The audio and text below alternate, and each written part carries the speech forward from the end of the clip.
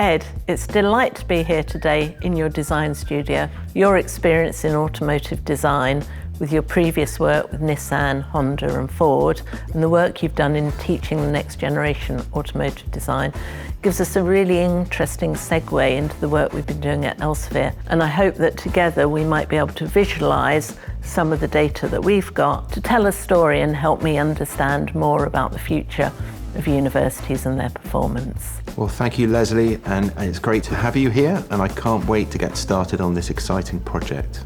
Maybe to start this conversation, I should just explain the work we've done in Elsevier.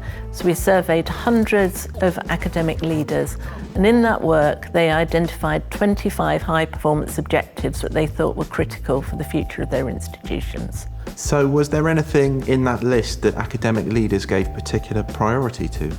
They clustered into three broad areas. The first was digital transformation and making sure they could utilise digital technology to best effect going forward. The second one was sustainability and how they could improve their sustainability of their institutions.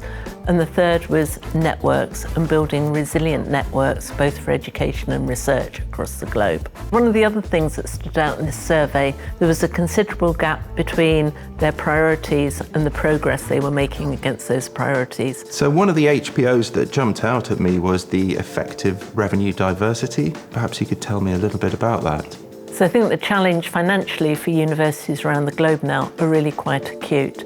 And so thinking about how they can ensure their income streams are sustainable but also resilient to shocks of the future is going to be really critical for them. So as we look at the demographics of people coming through to university, we look at some of the other challenges with fiscal events in different countries, how universities can get their income mix right so they're both resilient and sustainable for the future is a high priority. So you mentioned sustainability of revenue streams, and immediately that makes me think around sustainable fuel and a sustainable powertrain for this vehicle concept. If you could apply that thinking to the 25 high-performance objectives that we've seen from our survey, then that would give us a tremendous picture of where the world is today with universities and their performance compared to where they would like to be. And I'm really looking forward to seeing the results of your creative process.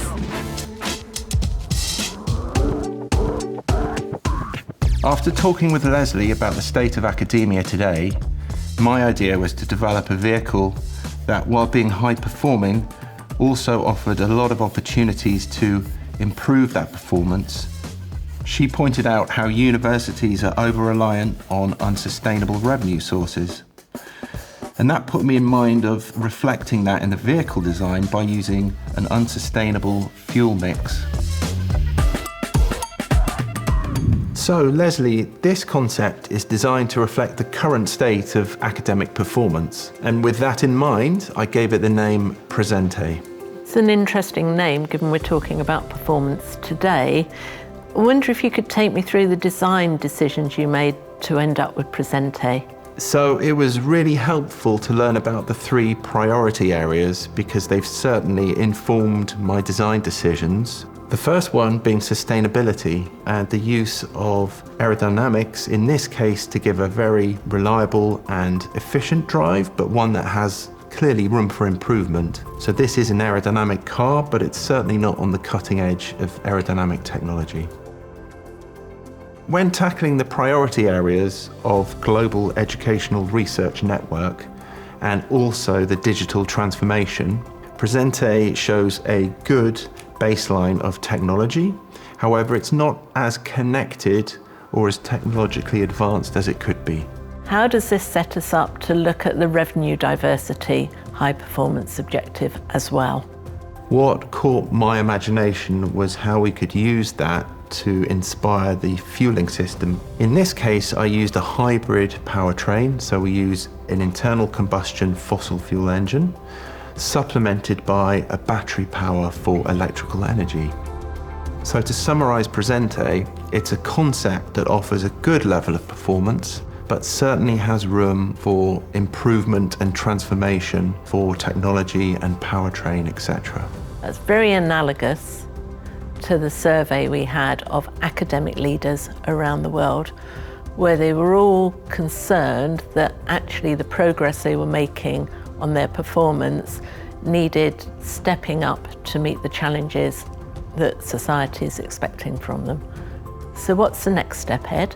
I think what we could do is, bearing in mind those key priorities you mentioned, is design a vehicle that utilises cutting-edge technology to represent the future of academia. Ed, that's a really exciting challenge. I can't wait to see where your creative mind takes this next.